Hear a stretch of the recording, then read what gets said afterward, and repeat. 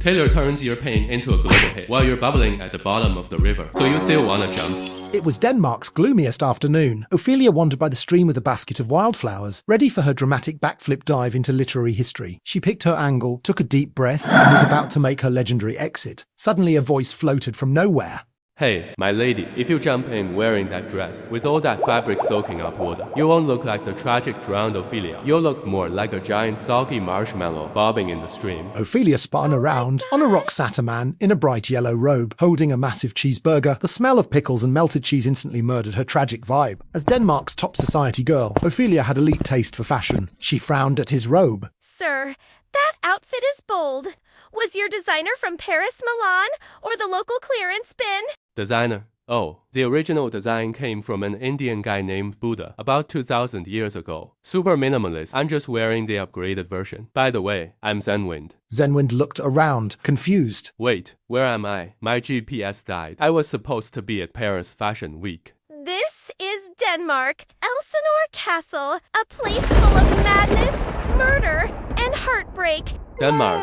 Oh, Denmark cookies. Love those. The tin box is perfect. My mom uses it for sewing kits and spare change. Ophelia's tragic mood was completely ruined. Forget the cookies. I'm jumping. Hamlet told me to go to a convent, then stabbed my dad like a rat. What else can I do but die? Don't rush. Sure, you'll be famous. But other than giving bored writers something sad to write about, you get absolutely nothing out of it. He waved her over, studied her palm, and said, Centuries later, a guy named Shakespeare will put you in his play, making you die over and over. And then, even crazier, a dazzling, witty, cat-loving, heartbreak collecting, stunningly beautiful, super talented superstar, maybe named Taylor, turns your misery into a global hit. People will literally party to your pain while you're still underwater.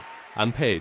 You okay with that? Ophelia froze. The idea of someone winning awards off her heartbreak while she rotted in the mud instantly triggered her.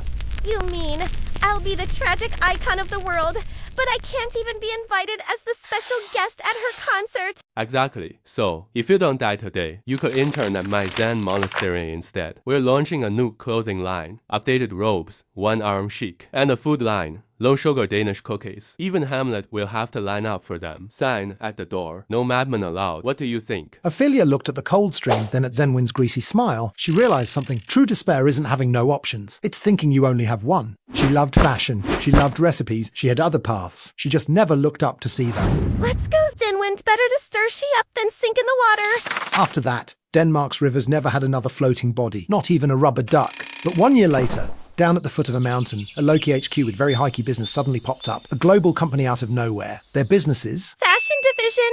Ophelia's Zen Closet. Their signature style. Zen-inspired monk fashion serious robe, but with a wink. Food division. Ophelia's Zen Kitchen. Best selling product. Don't think. Just eat. Low sugar, low fat Danish cookies. Slogan. When your brain stops working, your mouth can still do the job. During an interview with business magazine The Times, CEO Ophelia said, Thanks to that burger-loving weirdo, I learned something. Instead of being a victim in someone else's script, I'd rather be the boss of my own life. And Hamlet, still in the castle, practicing lines with a skull. Ophelia has already blocked him on everything. So yeah, after all that, this Zenwind story really comes down to one thing. It's better to be the boss of your own life than a victim in someone else's story. Hamlet, ew, look what you make me do. What you make me do.